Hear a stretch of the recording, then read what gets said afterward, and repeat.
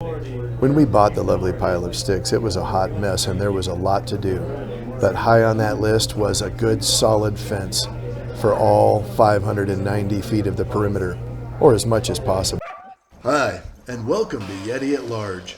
This is a channel focused on making the most out of what you have, no matter where you're at. Thanks for tuning in and helping out. So this is a story a couple of years in the making, and it's about side hustles, opportunities, making the most of what you got. I picked up a side job right after I got the lovely pile of sticks, and on their property were all of these horse panel sections and about 80 3-inch by 10-foot galvanized steel pipe. The homeowner didn't want them, just wanted them gone, so I gladly took them and got paid to do it. I picked up a bunch of this hog fencing as well, and as you can see, we quickly turned it into the fence that went along the front of the house, joined the garage to the house, and then along the side of the other property. This gate and some of these other hog panel sections were scratch and dent at a local farm store, so we got them for dollars. You can see here that I found this blue gate at my better half's property, and we retaxed it, we put it to work because it fit the sidewalk perfectly. The hardest part of this job was setting these posts. This property is what I call dust on crust, meaning there's a thin layer of dirt on solid rock. So there's no way I was augering 6-inch wide holes to set these posts. I was lucky that I found a 3-inch bit for my Harbor Freight gas auger and that we were able to mostly drill to 28 to 36 inches in depth. You can see none of the posts are the same height right now. I came back with the cutter and leveled them off later. I wanted to get these sunk as deep as I could to get the most amount of structure, and a 3-inch galvanized post is strong. You can see here that I've got all 72 of the posts set with the caps, and I went ahead and hung the horizontal struts. Now you're going to notice they're not perfectly straight. We'll talk about that in a little bit. But they're strong as all get out. And this is basically 3 sides of the property, start to finish. When I went to go hang the pickets, that was at the height of all the supply chain shortages, so they were very difficult to get. I bought these 1 by 6 by 6 foot cedar dog-eared pickets for 97 cents a piece. Hate me now if you look at the prices today. It took 2 full bunks of pickets, and one of them, I'm not so sure I didn't swipe them out from underneath a professional contractor who was mad, but money talks and BS walks. I started in the corner here with the detail. Because these pickets were so green, you'll see later I'll give you a recap detail. I hung them right next to each other knowing they were going to shrink. I wanted to paint them before I hung them, but I was so concerned that how green the wood was that it would just shed the paint. So I was happy that I had the posts and the horizontals painted. The hardest part of this job was staging all the material. We spent more time schlepping wood and brackets and posts to where we were going to hang them than we actually did hanging them. You can see I've got a 4-foot level there, and about every 8 or 9 pickets I just checked my level. Wanted it to look good. One of the things you will notice, that barbed wire fence, that's the official property line where my property ends and the interstate begins.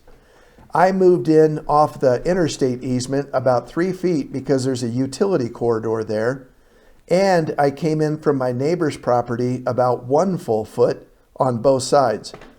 I'd seen too many examples in public safety where people would have a meltdown argument over a couple of inches of where a fence was. I wasn't about to relive that. So as we got pickets and we got them staged, I was certain that I wanted to hang them quickly before they had a chance to dry out and warp. So we moved quickly and used a pneumatic nailer and a good air hose and just went down the line here, hanging pickets from that corner detail forward. It's a beautiful fall day to work. Here's my little trailer with Toothless, the pickup truck. That's what a bunk of pickets looks like. Quite a little stunt loading them with the forklift. The fella at Home Depot, we put a couple of ratchet straps around the bunk and dangled them from the tines of the forklift. It's amazing how much less money you spend on materials when you go get them yourself and avoid those delivery fees. And yeah, you'll notice I put a lift kit on my trailer to match the truck. Call me a redneck now. So the close-up of the bunk there. You'll notice too, they're not very vertically true because of the rocks on the property. I took a choice between having the top of the fence perfectly straight or following the contours of the ground a little bit more. I think I split the difference well. And now that the fence is up and painted the same color as the house, which is the same color as the bark on the trees, nobody notices. Built a gate in the corner to have access to my neighbor's house. I am very lucky. I've got the best neighbors ever.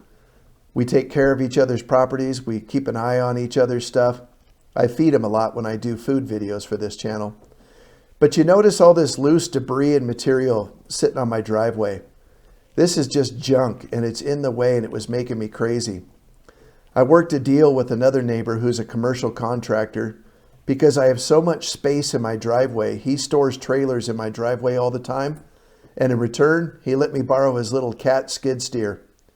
I removed about 40 buckets of material out of my front yard to get all this junk out of there so I could have a good bed to put down cinder rock for the mud purposes. If you've never had a chance to drive one of these skid steers, you need to take it. They're a lot of fun for a few hours. So here we are almost 2 years downrange on the fence project. It's got a couple of good coats of paint on it. You can see I moved the brackets when I hung this cool bearing that I found in the forest. The detail with these brackets was so simple and so affordable.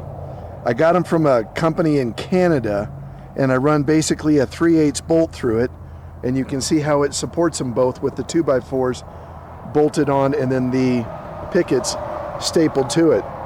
I butted these up directly next to each other because they were so green when they came from the hardware store that the spacings have turned out to be really quite good, almost a little wide in some places.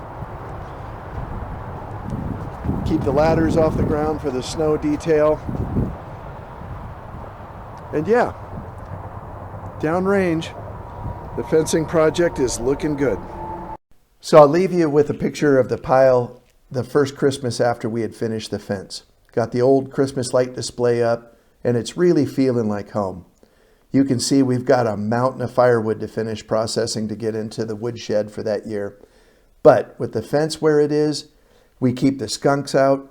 It helps keep the bobcats out, keeps garbage from blowing in. It really reduces the noise from the road behind us and adds a ton of value to the property. I had a commercial fencing contractor give me a quote for inferior materials at nearly $17,000.